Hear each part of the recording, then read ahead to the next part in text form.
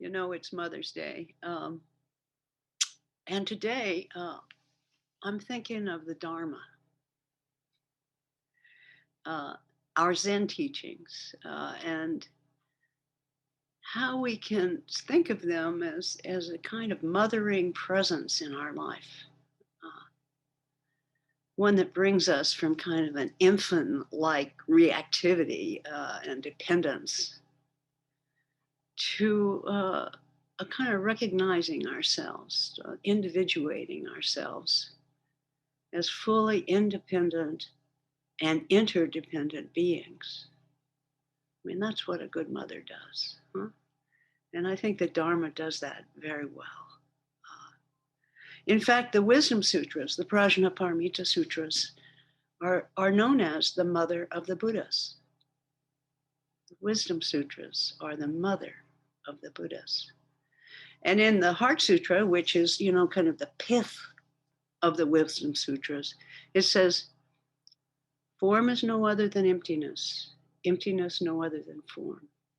Form is exactly emptiness, emptiness exactly form. Sensation, conception, discrimination, awareness are likewise like this.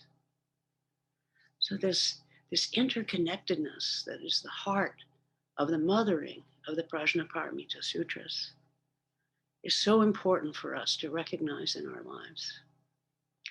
Because, you know, just as animal beings that we are, we do cling.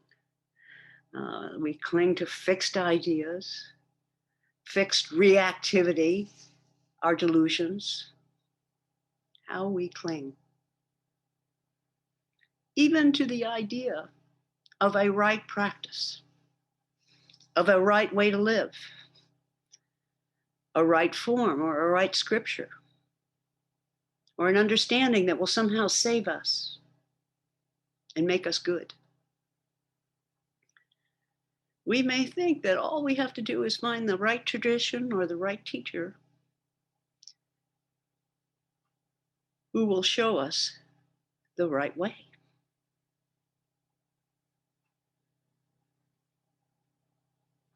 On the other hand, of course, it's true that we might recognize that the Zen teachings and the practice of Zazen meditation are what helps us to generate a realization of our own self nature. Maybe the Zen teachings do empower us to live and serve as bodhisattvas in this interim that we call our lives. Truly, I have found that true in my life and in the lives of so many that I've known over these years. But it's tricky. How do we encounter, take in, and live the teachings without being brainwashed, without taking the wrong path? How do we avoid following these, you know, what we call false prophets, crazy rules, or just bullshit ego? So it shouldn't surprise any of you that there's a Zen koan that addresses this problem. Among many, really, that look at this problem. And it's the koan that we're studying this month in the Path class. It can be found in the Book of Serenity, case 53, Wang Bo's Dreg Slurpers, or in the Blue Cliff Record, case 11. So it's a story that was deemed important enough to be in the two major collections of the Zen tradition. And the speaker, Wang Bo, is known as one of the great teachers of Zen. He was the forefather. His student was Rinzai, who started the Rinzai line. So it is out of Wang Po's fountain that the whole Rinzai tradition emerges. So here's the koan. Wang Bo said to the assembly, "You people are all slurpers of dregs.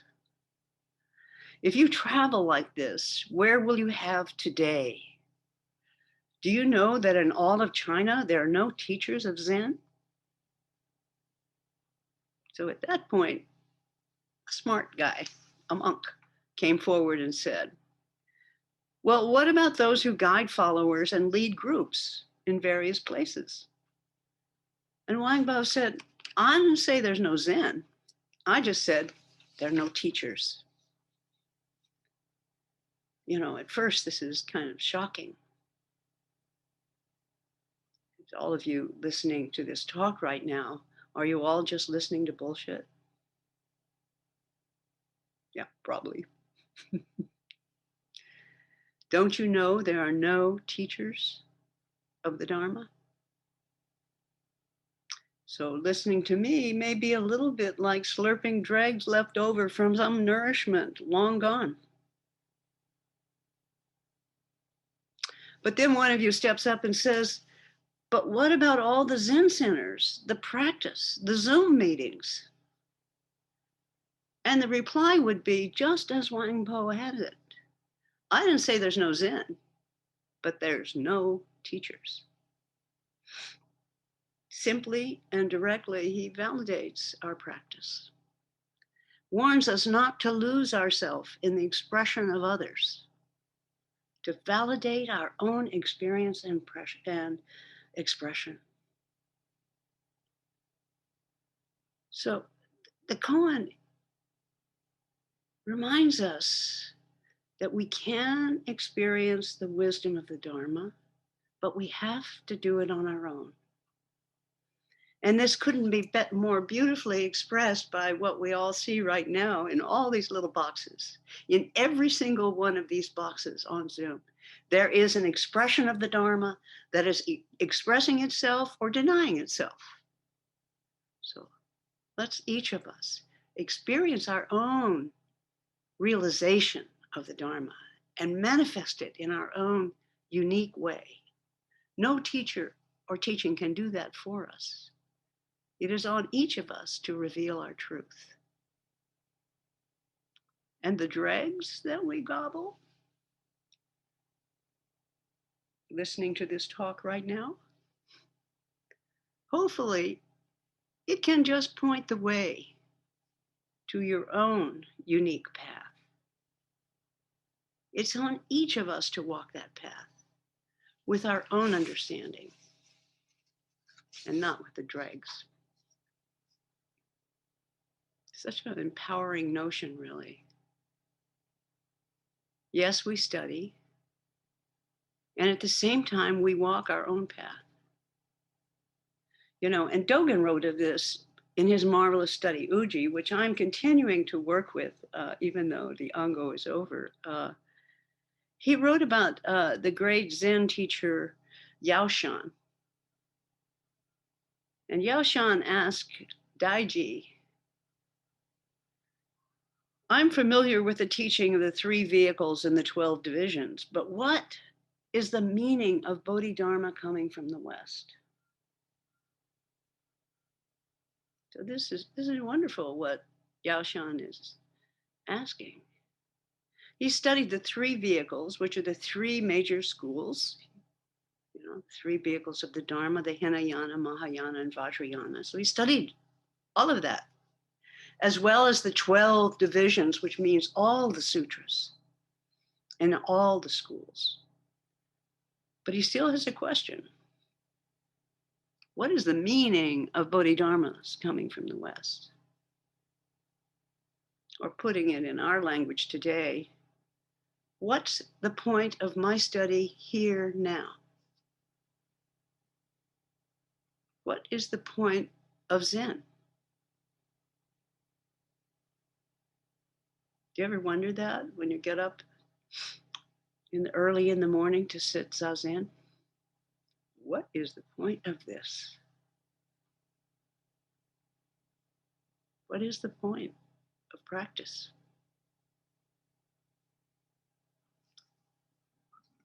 So in Dogen's piece, Zen Master Daiji replies, and this is his answer to what is the point. For the time being, have him raise his eyebrows and wink. For the time being, do not have him raise his eyebrows and wink. For the time being, to have him raise his eyebrows and wink is right.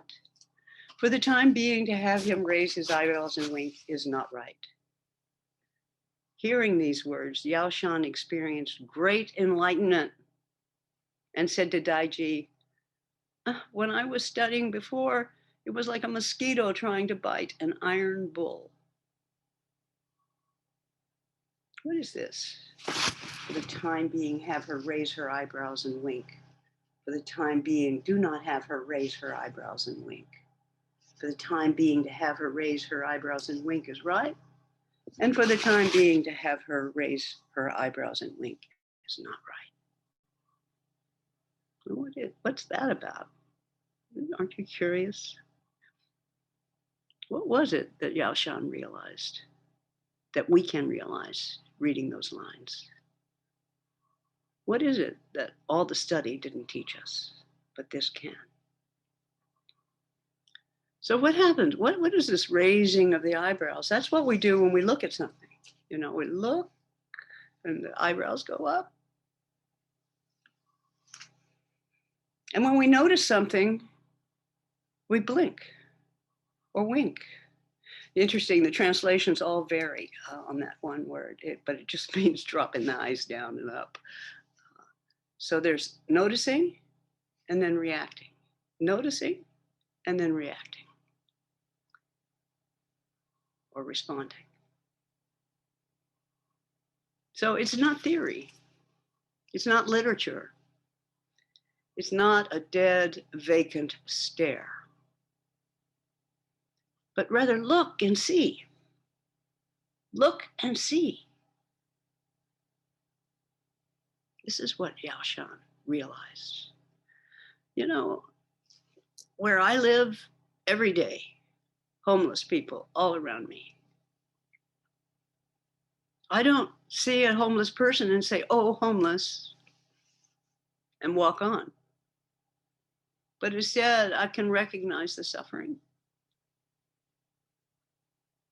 And if it's possible, offer a look, a gesture, maybe some spare change, but a recognition, a response. They're not part of the landscape. They are not in a dream. They are in reality. My reality. I raise my eyebrows. I see. When we raise our eyebrows to the world in front of us, and when we blink, when we react, we become an intimate part of the world around us.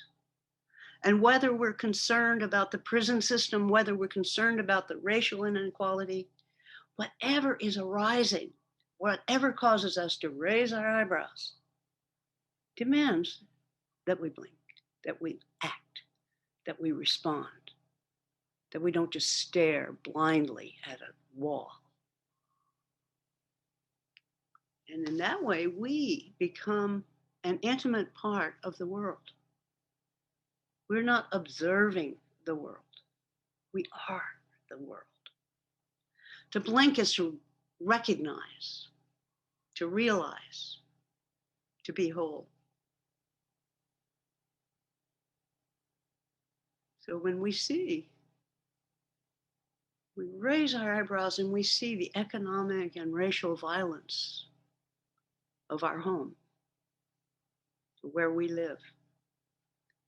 To blink is to recognize, oh, there is a way that I can make a difference.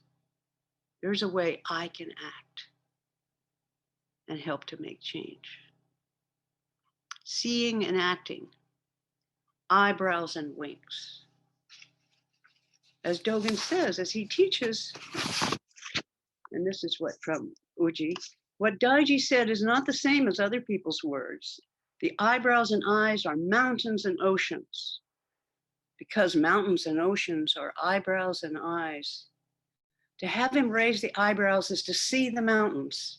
To have him wink is to understand the oceans. The way I understand this is that these are words for us right now. This is not some 13th century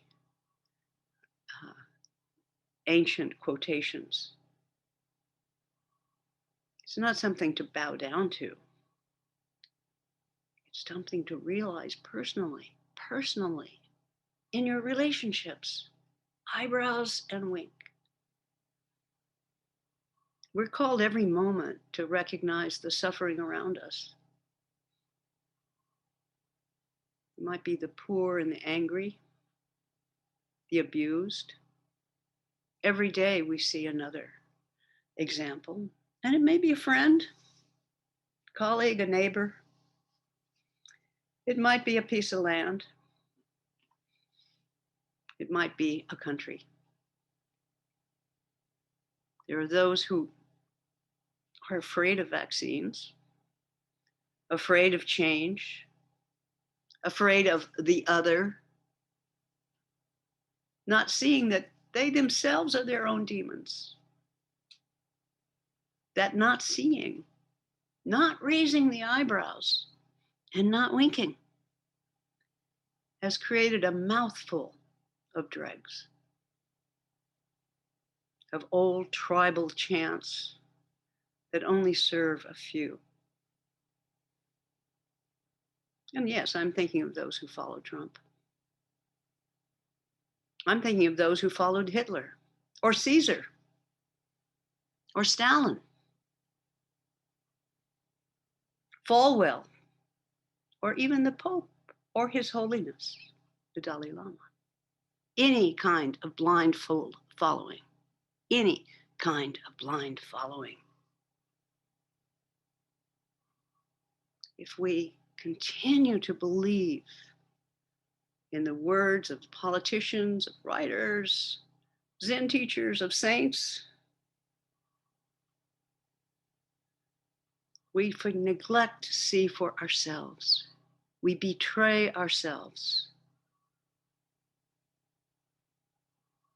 Do not take in the dregs of old ideas, even old Zen ideas. We have to, each of us, raise our eyebrows in seeing and blink our eyes to clear away the fog and see what is here right now. It's hard to recognize the way forward, particularly when we're discouraged or personally feeling weak. It's no wonder that we want to lay our burden down at the feet of someone else, of a teacher, or some lines in a teaching, or in some politician or group. But that is not the way. It is our ordinary life, in the time allotted to us on this earth, that we can find our way. Sure, the teaching and the teachers can be helpful. Reality itself can support us on our journey and help us to recognize that finally it is us who must raise our eyebrows and wink. It is us who must discern our own path. So look carefully at our practice. The freedom of Zazen, the sitting mind that settles you and allows you to recognize that you are the mountains and oceans and the joy and the suffering, and that it's your bodhisattva nature that's always available to you if you can stop and see, raise your eyebrows and wink. So that's what the final line of that koan means. I didn't say there's no Zen, because Zen is our path. Sitting together, being held by our rituals and chanting and bells, protects us and encourages us to find ourselves, to find our own self-nature, and how it is we can act spirit, holy, and with a bodhisattva spirit. Here's my gatha for today. Discard the dregs. No time to waste. Study and practice. fully awake, fully alive. Trust yourself. Thank you.